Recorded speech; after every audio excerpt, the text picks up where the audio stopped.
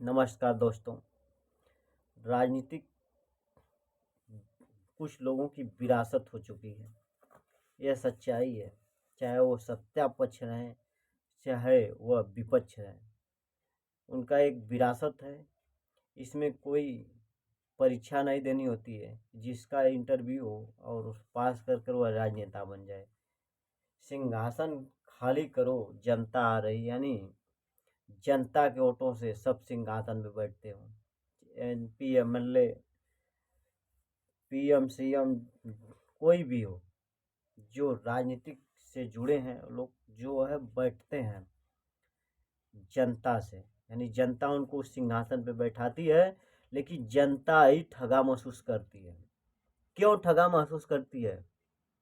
अब बिहार की घटनाक्रम पे विचार करो, सोचो कि वह बिहार जियो इस देश को आज़ादी कराने के समय सबसे पहला शुरुआत आंदोलन हो, देश को स्वतंत्र कराना था, तब भी बिहार से ही मुद्दे उठे थे। ये इतिहास है, यह लिखा कोई मिटा नहीं सकता।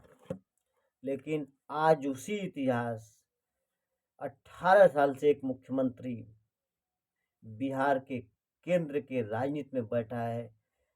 43 विधायक लेकर दो बड़ी पार्टियां बीजेपी आरजेडी को इधर से उधर नचा रहा है।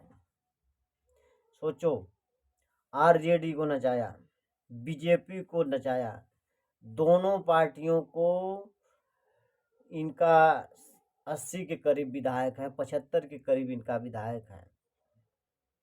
समझिए बात। इन दोनों पार्टियों को केंद्र में रखकर वह नचा रहा है। क्यों नचा रहा है? उसके पास 43 विधायक हैं, बहुमत भी नहीं। इन लोग से करीब आधे का अंतर है। आधे के अंतर वाला विधायक जिसके पार्टी का है वह सीएम नीतीश कुमार दोनों पार्टियों को अपने उंगली पर नचाता। दोनों पार्टियों को जरूरत है। क्यों जरूरत? अब सोचो, वहाँ पे कांग्रेस भी 19 विधायक जीताई है, फिर भी मान लो इंडिया अलायंस के गठबंधन में आते हैं तो तेजस्वी यादव के सपोर्ट पे जाएंगे, एक कंफर्म है। तो तेजस्वी यादव का विधायक 79 होते हैं, जबकि बीजेपी अकेले दम पर 75 विधायक वहाँ इस समय हैं वर्तमान में उसके। तो दोनों पार्टियों से लगभग आधा पे है 43 विधायक। फिर भी दोनों पार्टियों को इधर से उधर नचाना और अपने बिहार के केंद्र यानी सीएम कुर्सी पर बैठना नीतीश कुमार की एक गजब का फार्मूला है। उन्होंने भारत की इस राजनीति को, नीतीश कुमार ने किन ऊंचाइयों पे ले गया है, कि कितना गड्ढा में ले गया है, ये आप लोग विचार करके बताइएगा। जनता के मत का अपमान है कि नहीं, कि जनता के मत का ये सम्मान है? इधर जाना उधर जाना, इनके साथ अलायंस करना, उनके साथ अलायंस करना।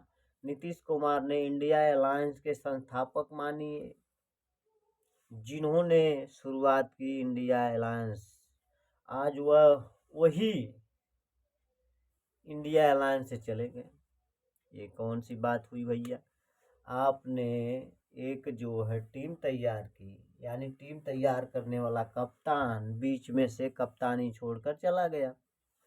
अब उप कप्तान, अब उस टीम को लीड करेंगे तेजस्वी यादव, उप कप्तान मान लो। राहुल गांधी हैं उसमें, अखिलेश यादव हैं इंडिया अलायंस में। तमाम बड़े नेता हैं, बड़े चेहरा हैं, लेकिन इस समय सभी लोग फीका पड़े हैं एक चेहरा के आगे, नरेंद्र मोदी। अब नरेंद्र मोदी की क्या मजबूरी है, जिन्होंने विधानसभा में नीतीश कुमार ने महिलाओं पर एक कुछ बताते समय जो ऐसी बात बोले से पुरुष की सदिया होता है तो रतिया के वो कमवा करता है, तब भी न जनसंख्या बढ़ती है। अब ज़्यादा नहीं बोलूँगा, आप लोग समझ जाना। ये नीतीश कुमार जी का बयान विधानसभा में दिया गया प्रमाणित है। यूट्यूब, फेसबुक, मीडिया ने इसको लाइव दिखाया था इस बयान को। और यह बयान पर मोदी जनसभा में भाषण के दौरान, अपने स्पीच के दौरान कहा था कि ऐसा व्यक्ति जो महिलाओं का अपमान करता है, हमारी माताओं बहनों का, और इन सबसे बड़ी बात यह है कि इंडिया अलायंस के एक भी नेता इस पर अपनी टिप्पणी नहीं किया, यह मोदी जी बोले थे। और अमित शाह जी भी क्या बोले थे कि नीतीश कुमार जी, लल्लन बाबू, तुम्हारे लिए भाजपा एनडीए में कभी एंट्री नहीं लेगी।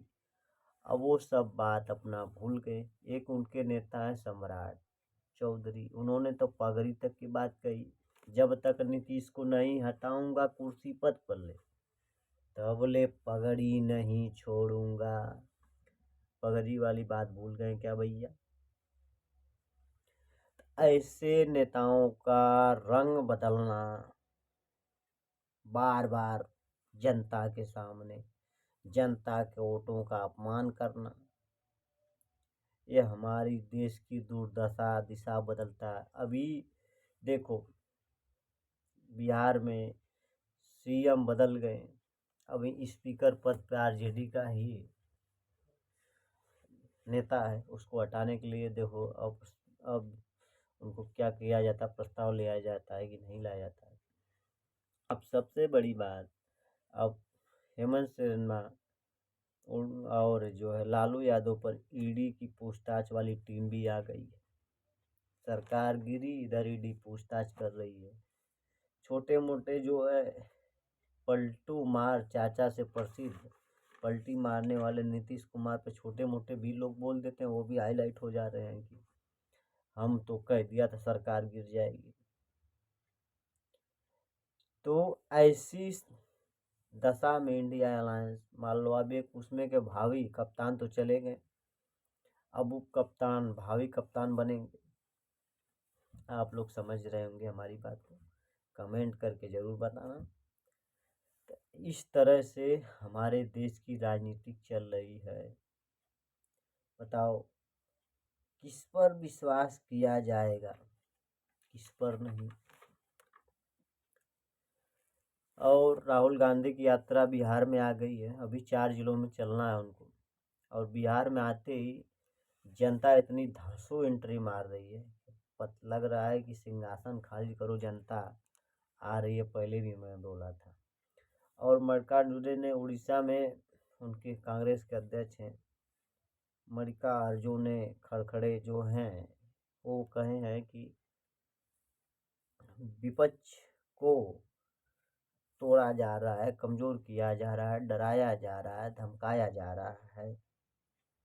उन्होंने बहुत सी बातें की और मोदी जी को कहा 15 लाख रुपया आपके अकाउंट में डालेंगे, काला धन लाएंगे और जो किसानों का आय दोगुनी करेंगे,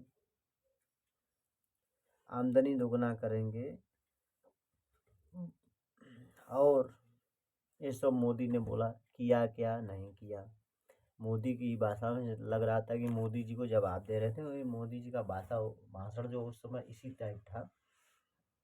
और बोल रहे थे मोदी जी जो है अडानी जी के साथ हैं, यानी अमीरों के साथ हैं, गरीबों के साथ हैं क्या? हमने तो मनरेगा लाया, अन्य सुरक्षा योजना हम ही लाए, जो आज थोड़ा बढ़ा के 5 किलो गेहूं का वाई लूट रहे हैं, योजना हम ही लाए थे। तो हमारे देश में कोई भी गरीब खाने बिना मरे ना। ये कांग्रेस अध्यक्ष मल्लिकार्जुन का बयान है, जो उन्होंने उड़ीसा में जनसभा के दौरान कही। तो ये सब बातें जो है पार्टियां कर रही हैं। अखिलेश यादव जी भी बयान दिए थे कि नीतीश जी छोड़ के मत जाना। नीतीश जी चले गए, अब उन्होंने ट्वीट कर दिया हमारे भावी प्रधानमंत्री को बीजेपी ने जो है सीएम पद तक सीमित कर दिया। तो इस तरह हमारे देश की राजनीति होती चली जा रही है। और आप लोग हमारे इस चैनल को सब्सक्राइब कर